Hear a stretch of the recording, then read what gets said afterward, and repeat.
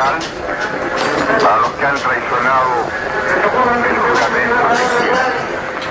Solo me cabe decir a los trabajadores, yo no voy a renunciar. Tienen la fuerza, podrán avasallarnos, pero no se detienen los procesos sociales, trabajadores de mi patria. Quiero agradecerles la lealtad que siempre tuvieron, la confianza que depositaron en un hombre que solo fue intérprete de grandes anhelos de justicia. Estábamos escuchándolo ahí cuando pasó. Estábamos con unos holandeses. ¿Te acuerdas a tus sentimientos en este momento? Sí, estábamos con unos holandeses, habían unos chicos, unos seminaristas holandeses aquí. Con ellos estábamos. Lloramos todos. Allende, a pesar de haber sido, como decían, que era aristócrata, pero que era un político que él entendía a su clase, a la clase obrera. Tenemos la pretensión, y eso sí que lo voy a decir con modestia, de estar creando un camino distinto y demostrar que se puede hacer estas transformaciones profundas que son el camino de la revolución. Y nosotros lo hemos dicho, y tú sabes perfectamente bien, que hemos dicho que hay que crear un gobierno democrático, nacional, revolucionario y popular, que abrirá el camino al socialismo. El 11 de septiembre de 1973, el Palacio de la Moneda de Santiago de Chile se transforma en el escenario de una de las últimas batallas de la Guerra Fría. Hoy, el presidente Salvador Allende tiene intención de pronunciar un apasionado discurso para evitar el inminente golpe de Estado. Pero la Operación Amanecer aborta todos sus planes. Son las 6:11 de la mañana. Suena el teléfono, me toca contestar la llamada. Por el otro lado del teléfono se identifica el general Urrutia solicitando hablar con el presidente de la República. La respuesta fue que no, porque se había acostado muy tarde y había dado la orden de no ser despertado. No obstante, él me dice de que asume la responsabilidad de despertar al presidente, dado que la situación en el país es grave. En el camino inmediatamente se nos da la orden de ir con el armamento dispuesto, dada la gravedad de la situación. A esa hora sí se había dado la información de que la Marina, en sus maniobras que hacía todos los años, las habían aplazado y se dirigían a Valparaíso, lo que daba inicio, digamos, a un golpe de Estado, como una sublevación de la Marina.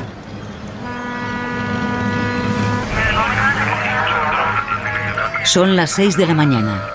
La Marina ocupa la ciudad de Valparaíso y detiene a más de 1000 partidarios del gobierno de Allende. Todo contacto con el mundo exterior queda cortado. Solo una línea de comunicación permanece abierta. A las 6:11 de la mañana, el jefe de los carabineros la utiliza para alertar a Allende. El presidente sabe lo suficiente como para preocuparse, pero no lo bastante como para poder evaluar la magnitud del peligro. Se trata de una trampa.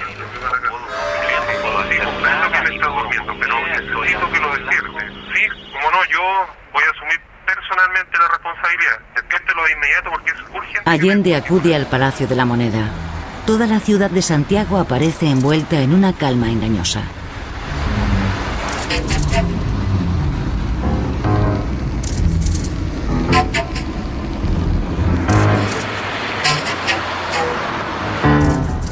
El ejército espera hasta que Allende está dentro del palacio. El centro de la ciudad queda incomunicado de los suburbios en los que reside la clase trabajadora.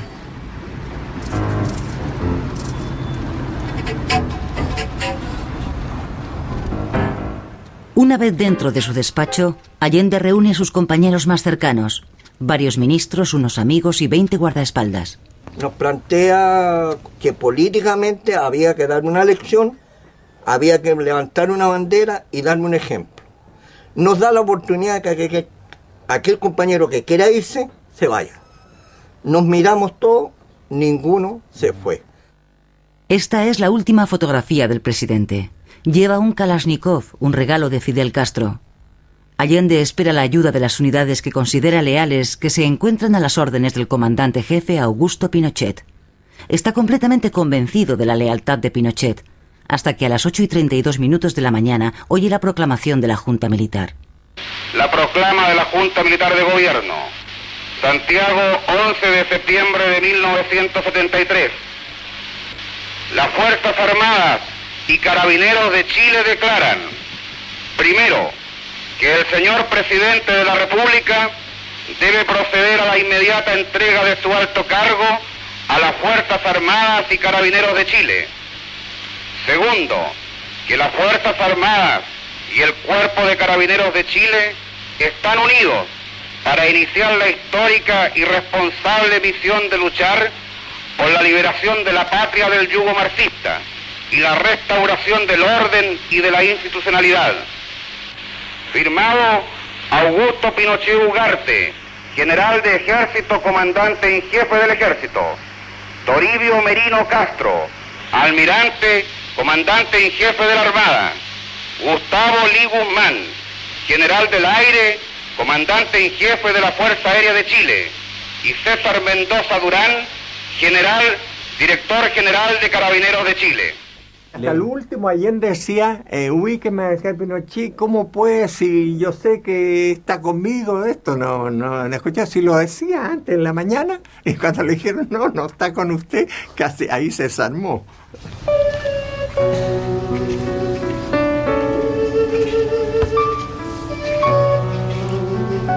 El hombre que había defendido la visión de una democracia socialista ahora se encuentra en el palacio totalmente solo y rodeado por 4.000 soldados. Nadie acude a ayudarle. Los guardias del palacio abandonan sus puestos. Allende decide pronunciar un discurso de despedida y establece una llamada telefónica con Radio Magallanes.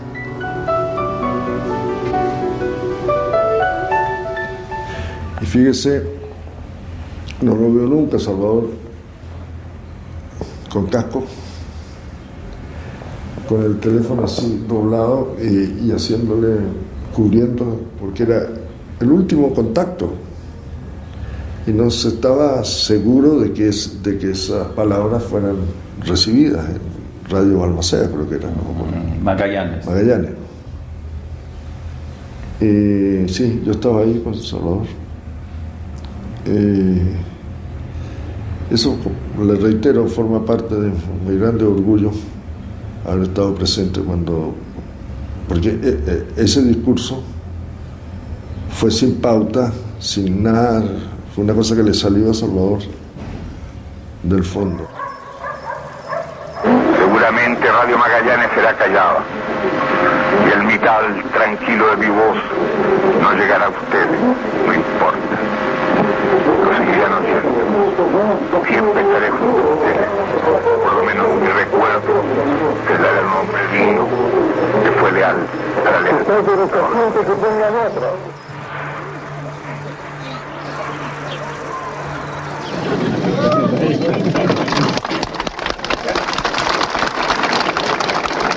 ¿Cuánto falta, creen ustedes? ¿Ah? 600.000, y ese compañero yo lo que he dicho por radio. Bien, está bien. Lo felicito. La compañera lo había dicho primero, ¿ah? Así que, fíjense una cosa. En primer lugar, dos personas de las que están aquí han contestado. El resto se quedó callado. Lo cual significa que lo que he dicho 50 veces han sido. No se lo han aprendido, no se lo han metido en la cabeza o no lo han oído. Y después se quejan, y después pierden las elecciones. Ni siquiera oyen los discursos, no los discuten y no se les meten las cosas en la cabeza. ¿Hasta cuándo diablos van a seguir así? No le gustaba estar entre la masa. Se sentía muy incómodo entre la gente. Le gustaba hablar con las masas y era capaz de hablar con las masas. Pero su entorno era la burguesía. Le gustaba tener a mujeres de la clase alta como amantes.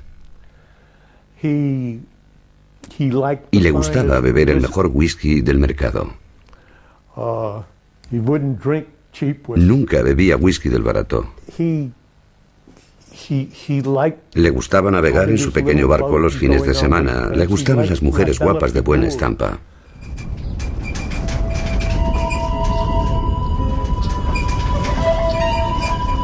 El 26 de junio de 1908, Salvador Allende nace en Valparaíso. Su padre, un abogado rico, le educa en el espíritu humanista de los francmasones. De muchacho a menudo visita el taller de un zapatero anarquista del que aprende las teorías revolucionarias de Marx y Bakunin. Salvador se convierte en campeón nacional de natación y de decatlón. También se hace popular como boxeador y como ladrón de corazones. Ya de niño sabía lo que quería ser de mayor: presidente.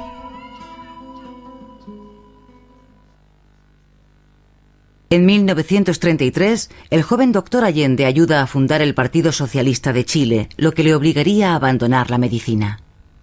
Políticamente lucha por la solidaridad entre todos los partidos de izquierdas para que se opongan a los fuertes conservadores. Sus camaradas se burlan de él diciendo que es Lenin vestido de traje. Allende lucha para sobrevivir y para ello realiza disecciones y visitas médicas a domicilio en los barrios bajos de la ciudad. Allí es donde llega a conocer el otro Chile, el Chile de los rotos, como desdeñosamente llaman a los menos favorecidos los de la burguesía. La misión política de Allende se ve influenciada por sus experiencias como médico. Solo el socialismo podrá liberar a la gente de su miseria.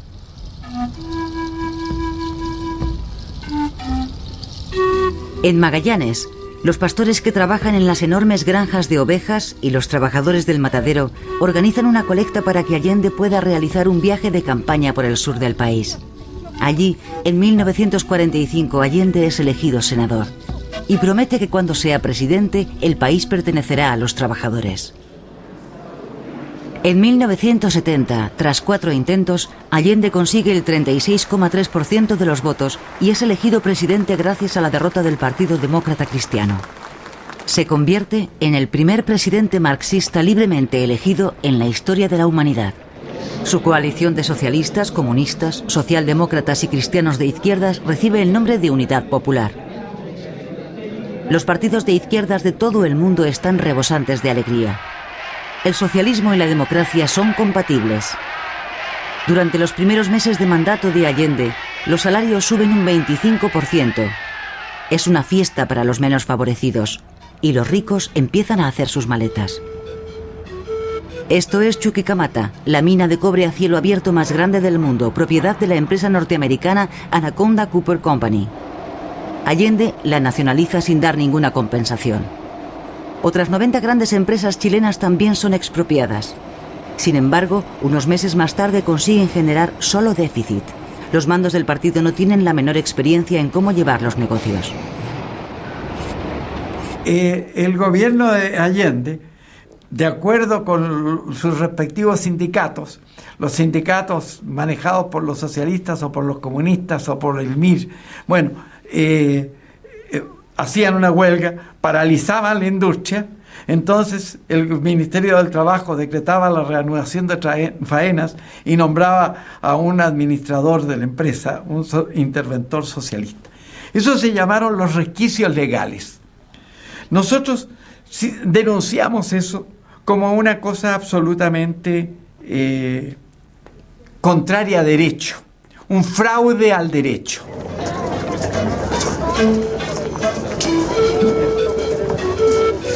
Los trabajadores se hacen con las riendas de cientos de empresas en contra de la voluntad del gobierno. Los trabajadores del campo, por la fuerza, toman posesión de tierras de labranza. Su lema es «Al infierno con los ricos». El pánico se desata entre la clase media. Allende ya no es capaz de controlar a aquellos espíritus que él mismo convocó. No tuvimos fuerza, no tuvimos fuerza suficiente para derrotarlo. ¿Me entiendes? Entonces se fue creando y eso favoreció, ayudó al juego de la derecha. Entonces se fue deteriorando la correlación de fuerza, porque para hacer la revolución, para llevar adelante el cumplimiento del programa de la Unidad Popular, se requería la mayoría del país. Eso está claro. La mayoría la tuvimos al comienzo, con el apoyo demócrata cristiano, después aún sin el apoyo de los demócratas cristianos en los primeros meses del año 71. Pero después se fue deteriorando.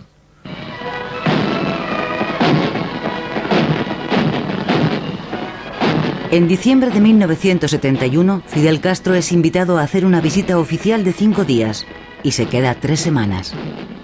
Estaba el auge de la Revolución Cubana, había muchos deseos quizás y tentaciones además para más de alguno de creer que la vía insurreccional, por ejemplo, era una respuesta adecuada. Había surgido la teología de la liberación y mi padre siempre antepuso decir no, en Chile tenemos una vocación civil, democrática, una tradición, nuestro parlamento, nuestro funcionamiento ininterrumpido. Entonces él siempre consideraba que el mejor y el único camino para las reformas profundas eran solamente en democracia y en pluralismo. O sea, él supo adelantarse a su tiempo o supo ir en contra de la corriente que había en ese tiempo, digamos, porque era un poco el aire revolucionario.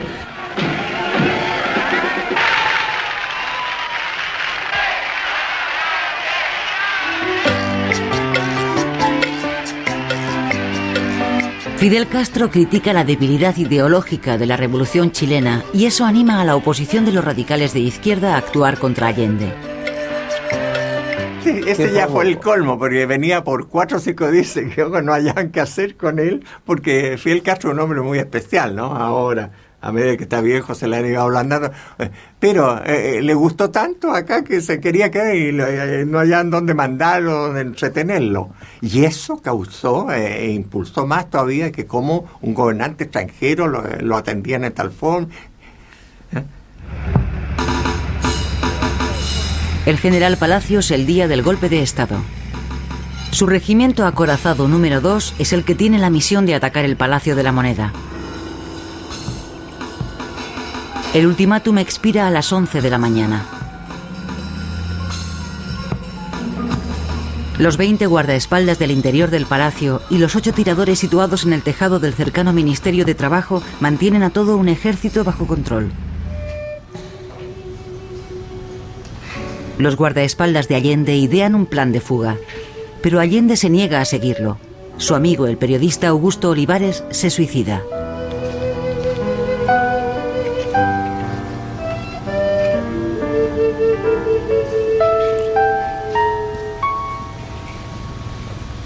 Cuando el presidente ordena, digamos, que nos guarezcamos del bombardeo, nos encontramos en el pasillo donde íbamos a estar todos juntos, el presidente de la República y yo, nos encontramos solos. Es en ese momento cuando él se aproxima a mí y pone su cabeza en mi hombro y llora la muerte de su amigo, el periodista Augusto Olivares. En ese momento me llamó Domínguez, secretario de Marina, y me decía que fueran los 3 comandantes de guerra a pedir protección al presidente. Vos sabés que este gallo es chueco. Consecuencia, es al revés la cosa. Si él quiere, va al Ministerio de Defensa a entregarse a los 3 comandantes en jefe. O sea, quiere decir que a las 11, cuando lleguen los primeros pericos, ahí es lo que va a pasar. A las 11 en punto se van a barrer. Allende no se rinde, pero decide negociar telefónicamente para que las mujeres, incluyendo 2 de sus hijas, Beatriz e Isabel, tengan permiso para abandonar el Palacio de la Moneda. Uno siente como casi una traición, ¿no? Uno lo que desea es permanecer. Entonces tuvimos varias veces una discusión, porque él nos decía teníamos que irnos y nos decía a mi hermana, a mí y a otras mujeres que estaban allí, secretarias, asesoras, en fin, periodistas, pero no queríamos, porque uno se siente mal, uno quiere permanecer, pero al final nos dimos cuenta que lo estábamos angustiando, así que optamos por hacerle caso. Entonces él personalmente nos acompañó hasta Morandé 80. Ahí nos dimos un abrazo sin palabras. Yo creo que ahí sobran las palabras. Pero yo reconozco que ese abrazo fue emocionado, pero yo nunca pude pensar que esa iba a ser la última vez.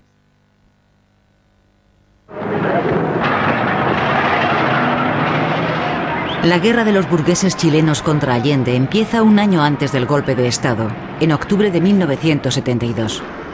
Y en protesta contra las expropiaciones, los camioneros, los médicos y los hombres de negocios organizan una huelga general que paraliza todo el país. Allende negocia con la Asociación de Empresarios y rechaza cualquier medida obligatoria. Él nunca tomó el mando de sus fuerzas, por eso le digo, se le arrancó la situación, perdió el control de la situación y se produjo el descarrilamiento del país, porque a todo esto no eran cosas inofensivas, se estaba destruyendo y se destruyó la economía de Chile. El coste de la vida sube un 163% en 1972. Todas las empresas nacionalizadas operan con pérdidas. El Estado imprime dinero y la inflación asciende a alturas de vértigo. Debido a la huelga de empresarios de octubre, los suministros quedan bloqueados por completo. La economía es de tiempos de guerra.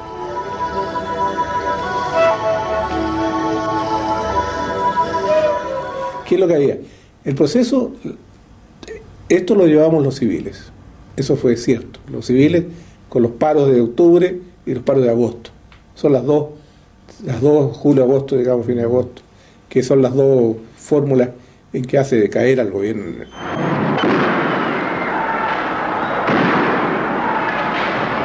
La derecha política crea una organización terrorista, Patria y Libertad. Las bombas y los asesinatos desestabilizan el país. Participé en Patria y Libertad, pero no como miembro, no participé, pero no como miembro de la Patria y Libertad. Esa fue una cosa que también son cosas del momento que hacen necesario crear organismos. Hay otro más que creó el Partido Nacional. Pero era un organismo de terror también. Sí, Patria y Libertad. Claro, Patria y Libertad. ¿Y usted estaba de acuerdo con el terror, con la violencia contra Allende? No, en ese aspecto no. Nunca me ha gustado la violencia, de ninguna manera. Nunca me agradó la violencia. Pero uno de pronto tiene que participar en ella. Si alguien me ataca a mí, yo tengo que defenderme. Pero que lo entiendan aquellos que quieren retrotraer la historia y desconocer a la voluntad mayoritaria de Chile. Sin tener carne de mártir, no daré un paso atrás, y que lo sepan, dejaré la moneda cuando cumpla el mandato que el pueblo me diera.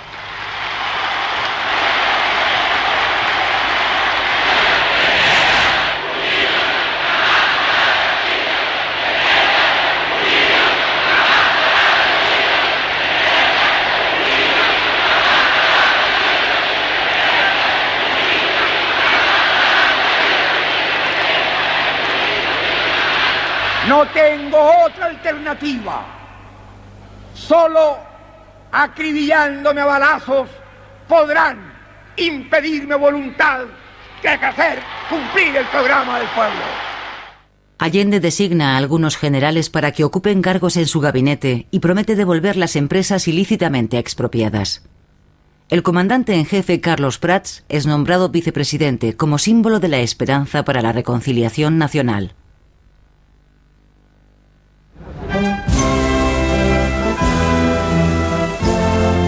En diciembre de 1972, Allende viaja a Moscú. Supuestamente su gran hermano le va a echar una mano. Sin embargo, el KGB se opone. Por eso la opinión nuestra de inteligencia era que este proceso está condenado a morir. Porque Allende, que era un demócrata químicamente puro, como decimos nosotros, que él estaba absolutamente en contra de cualquier procedimiento de carácter dictatorial, de mano fuerte, de mano de hierro. Él se atenía a los procedimientos democráticos desde el principio hasta el fin. Nosotros estamos seguros, por la experiencia de otros países, que con este idealismo de Allende era imposible mantener el régimen interno del país. Brezhnev se mantiene firme en su decisión. Nada de dinero para Chile. Tras las negociaciones, Allende le comenta a su médico: tengo un puñal clavado en la espalda. Allende dice: y ahora, señor Brezhnev, yo quiero hacer una solicitud. La solicitud del condenado a la muerte. Brezhnev levantó la jeta Entonces, ¿cómo? Se sorprendió qué solicitud del condenado a la muerte. Él dice, es que dentro de pocos días termina el plazo de créditos cortos que habían dado a Chile, una suma alrededor de $80 millones. Y si nosotros no estamos en condiciones de devolver esta suma en pocas semanas, entonces Chile será anunciado como un país en bancarrota, ¿sí? Y pierde todo su prestigio. Allende estuvo por retirarse abruptamente de su visita que hizo a Moscú. Hubo un momento en que dijo, me retiro. No, si aquí no se da nada. En definitiva se queda, pero tampoco obtuvo nada. O sea, el apoyo de la Unión Soviética fue exclusivamente un apoyo solidario, que las palabras en este caso sirven poco. El embajador Anatoly Dobrinin informa a Henry Kissinger: la Unión Soviética no va a ayudar a Allende. No quiere una segunda Cuba ni un nuevo conflicto con los Estados Unidos. Ninguno de los superpoderes tiene necesidad del socialismo libre de Allende. La administración Nixon quiere deshacerse de Allende aplicando presión tanto política como económica. Sin embargo, da orden a la CIA de participar activamente en la planificación del golpe de Estado. Según Henry Kissinger, Allende ya no supone una amenaza.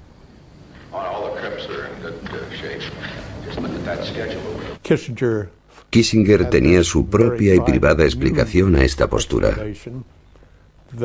Según él, fue su exitosa tarea diplomática con los soviéticos lo que convenció a Moscú y al Kremlin para que abandonaran a Allende. Lo que Kissinger no sabe es que Brezhnev le promete a Allende, a puerta cerrada, armas para apaciguar a las Fuerzas Armadas. Allende trata de acariciar la pata del tigre para que no lo mordiera. Pero el tigre, de todos modos, lo va a morder. Él mandó a Pinochet aquí a Moscú para buscar armamento para el ejército. A Pinochet. A Pinochet. Pinochet estuvo aquí. ¿Seguro? Seguro. Fue firmado el convenio sobre el envío de armamentos. ¿En 73? 73, a principio. Se le concedió el crédito de $100 millones para eso.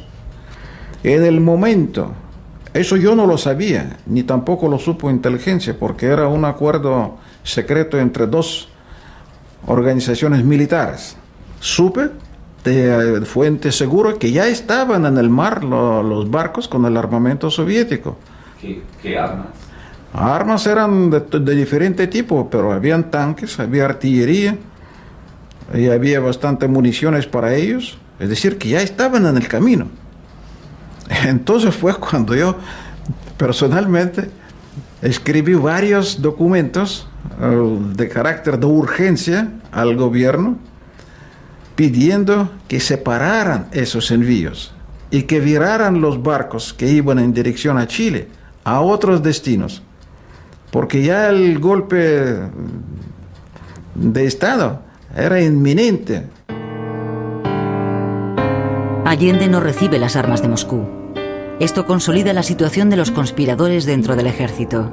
Pinochet es un obstáculo peligroso para sus planes. Se le conoce como el sirviente fiel de Allende.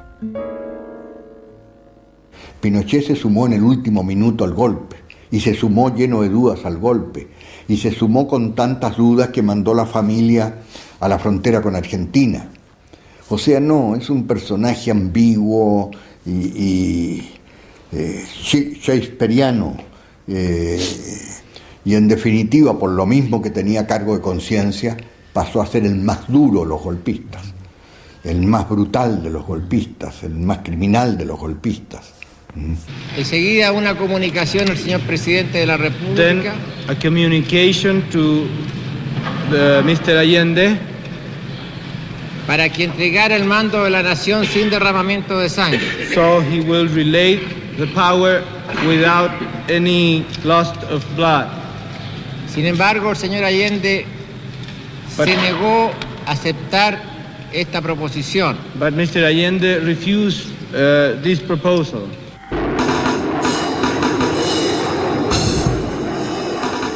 A las 11:52 de la mañana, el Palacio de la Moneda comienza a ser atacado con misiles por bombarderos Hawk Hunter durante 21 minutos.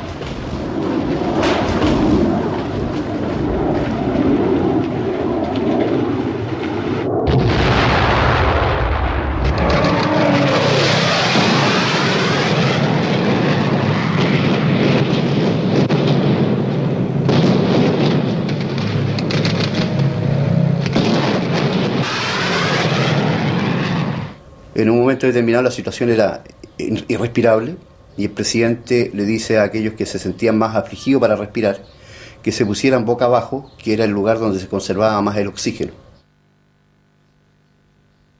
Y creo que los acontecimientos como se presentaron ese día, la desunión de la Unidad Popular, que era el sector político fuerte que lo apoyaba, nunca se pusieron de acuerdo en resolver los problemas, digamos, que existían.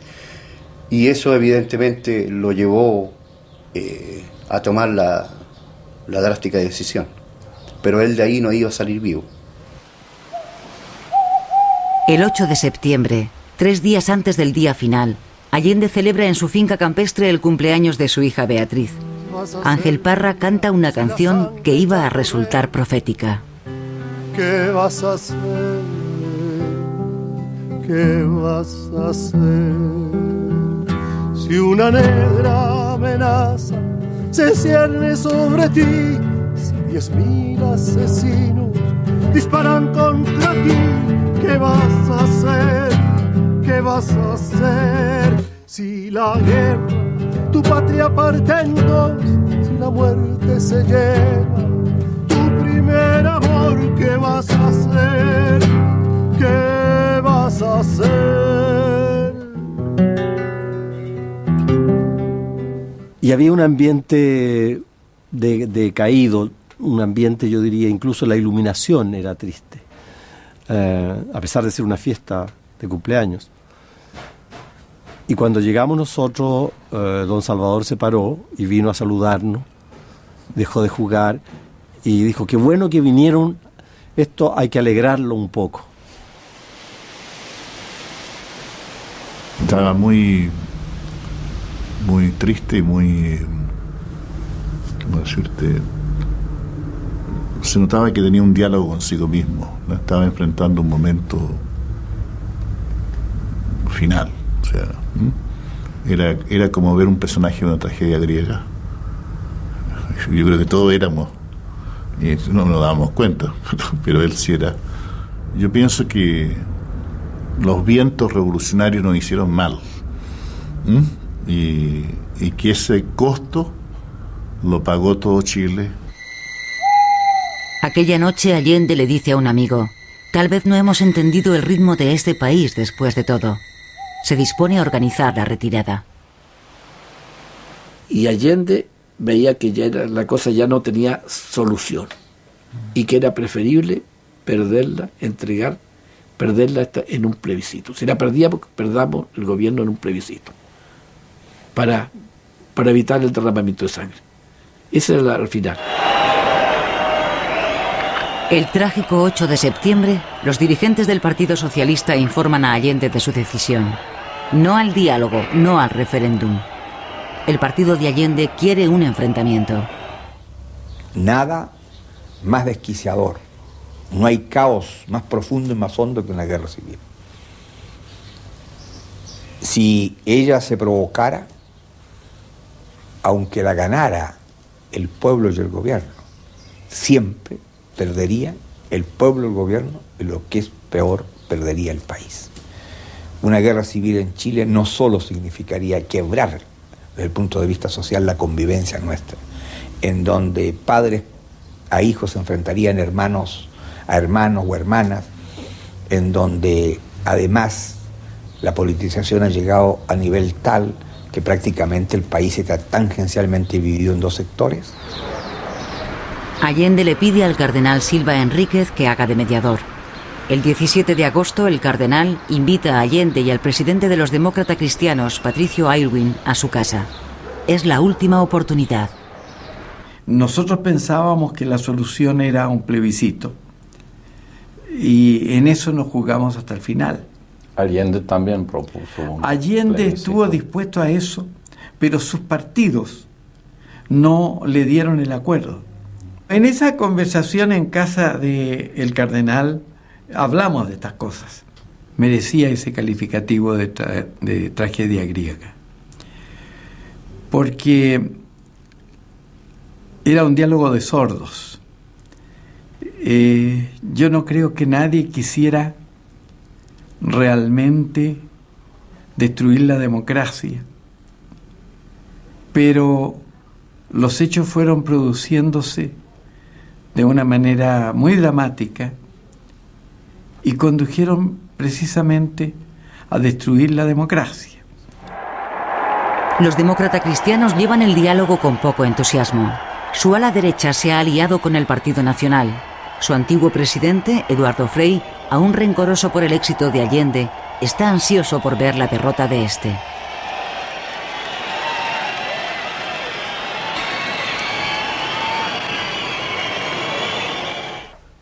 Los partidos democráticos y los obispos de la Iglesia Católica Romana decidieron que el país iba a quedar totalmente arruinado si no se hacía algo. Entonces hablaron con los generales. Patricio Aylwin fue uno de los que se volvió hacia las Fuerzas Armadas y les dio su aprobación. Él estaba al frente del Partido Demócrata Cristiano.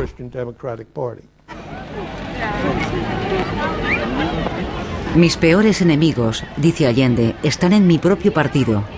Los socialistas, dirigidos por Carlos Altamirano, rechazan cualquier diálogo al considerarlo una capitulación. Quieren mantenerse en el poder por medio de las armas. 2 días antes del previsto para el golpe, el día 9 de septiembre, Altamirano dice en uno de sus discursos: «Somos la vanguardia del proletariado, estamos preparados para resistir cualquier golpe. Chile se va a convertir en un nuevo y heroico Vietnam». Y el 9 usted hace este famoso discurso en que no echando benzina, echando benzina a las llamas. Sí. ¿Por qué? Si usted quiere echando benzina, pero el discurso prácticamente no se ha leído porque dado la falta de honestidad en la vía de las comunicaciones en Chile, nunca fue publicado el discurso. Nadie conoce el discurso, nadie ha leído ese discurso. Fue transmitido por radio. Fue transmitido por radio. Pero bueno, los discursos que producen efectos son los que se leen, no en un determinado momento y por una radio. No hay un proceso histórico de alguna trascendencia que no entrañe un alto nivel de locura, de irresponsabilidad y sobre todo de utopía.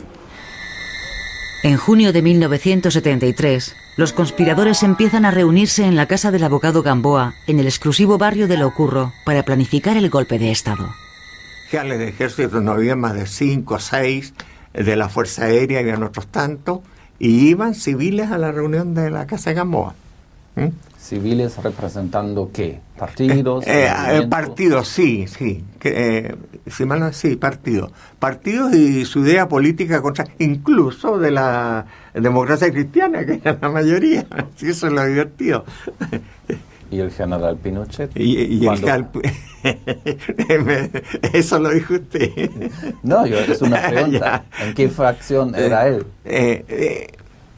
Si me pregunta a mí, para nosotros los que estamos bien metidos en el asunto, era dudoso porque trabajaba muy bien su posición. Él en su libro dice que él estaba preparando. Eso a lo mejor lo preparó por su lado, nosotros nunca lo supimos. El 29 de junio ya se produce un pequeño golpe de Estado organizado por el coronel Soper de la extrema derecha. El general Prats y el general Pinochet se enfrentan a los tanques del rebelde. Cuando Prats renuncia a su puesto como jefe supremo de las Fuerzas Armadas en el mes de agosto, Allende nombra a un sucesor, Augusto Pinochet. Jugaba así su última carta. El ejército queda dividido. ¿Qué habría que hacer en vista del caos y del colapso del Estado? ¿Deberían los generales volver a unirse al gabinete de Allende y compartir el poder con él? Esta solución es la que la CIA considera más favorable. La mayoría de los oficiales quieren deshacerse de Allende, aunque para ello tengan que violar la Constitución. La burguesía del Parlamento impulsa al ejército a ponerse manos a la obra.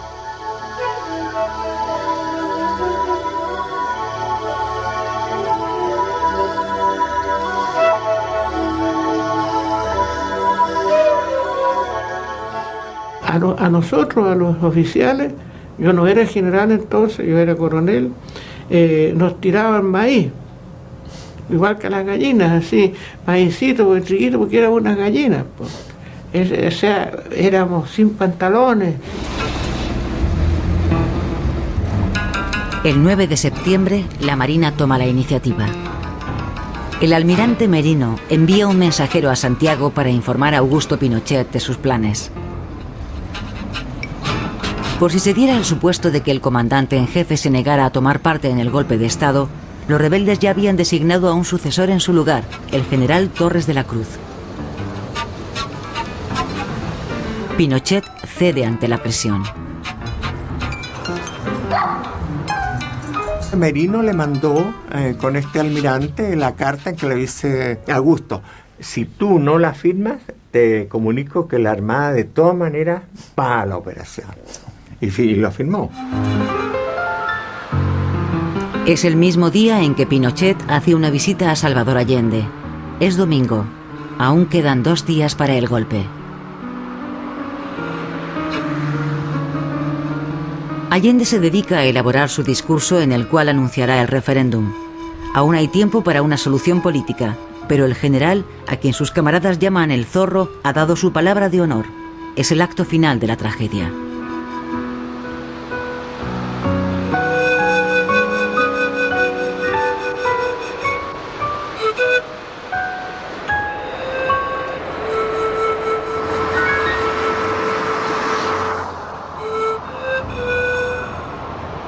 Y el lunes Salvador llamaba a plebiscito y se acababa el peligro de golpe, de masacre, como decía Chicho.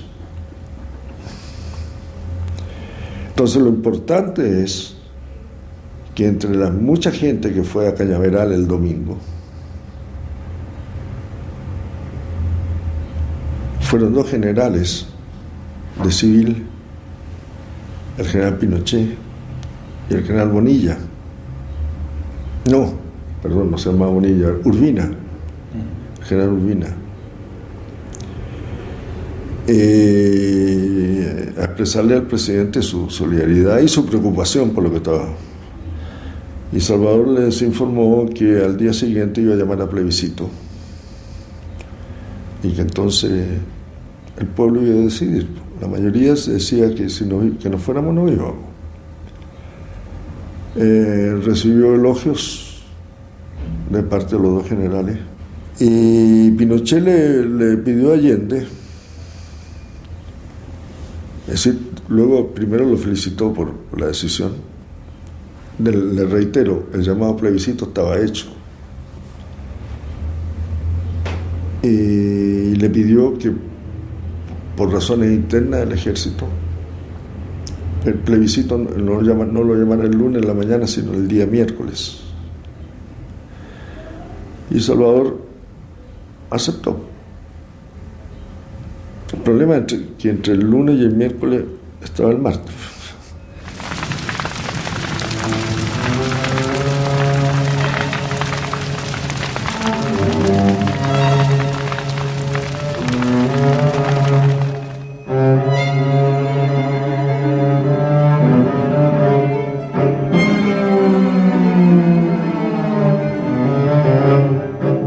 Entro, el Salón de Independencia es uno en que a un lado está el cuadro de Subercaseaux, muy bonito, y veo en el sillón rojo el cuerpo del señor Allende así acostado, y con la metralleta que le regaló, porque lo vi en la placa, Fidel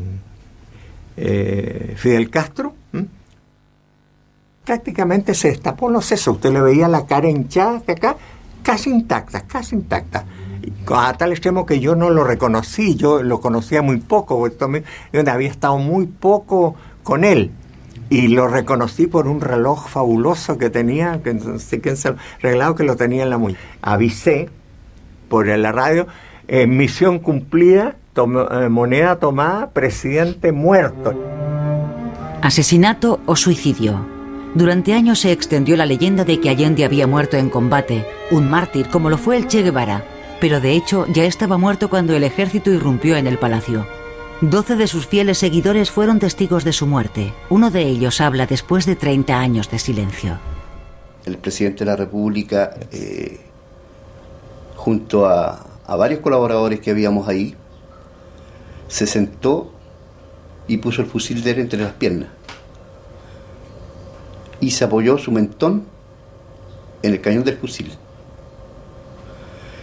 Él empezó bajo la mano, se agarró del guardamonte del fusil y en un momento determinado presionó el disparador.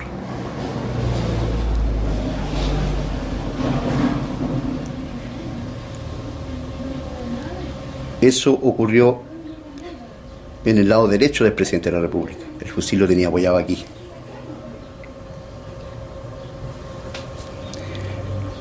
¿Y lo anunció? De ahí no anunció nada, no dijo absolutamente nada. Fue inesperado para Inesperado completamente. Todo el mundo se quedó, digamos, frío ante esa situación. ¿Y usted lo vio? Yo lo vi. Y los que estaban ahí conmigo también lo vieron.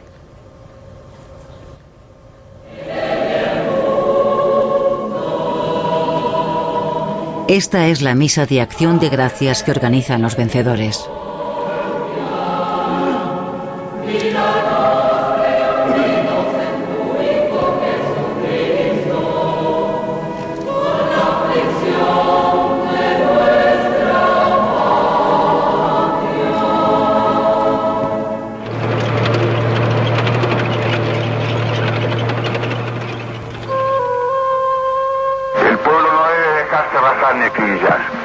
Pero tampoco puede olvidar.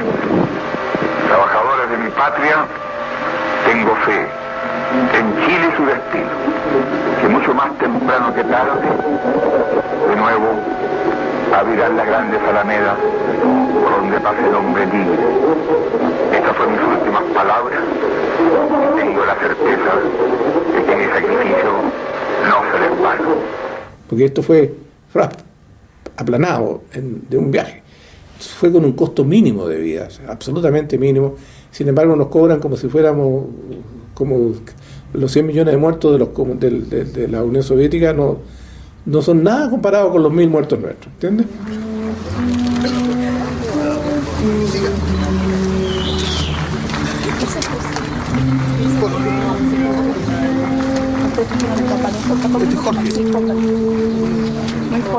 La tragedia de Chile aún no ha terminado. Hoy siguen apareciendo en fosas comunes cuerpos sin vida de los seguidores de Allende asesinados. Solo tienen reposo en el muro que se ha erigido como homenaje a los desaparecidos. Hasta el día de hoy, sus asesinos siguen sin ser condenados por ello.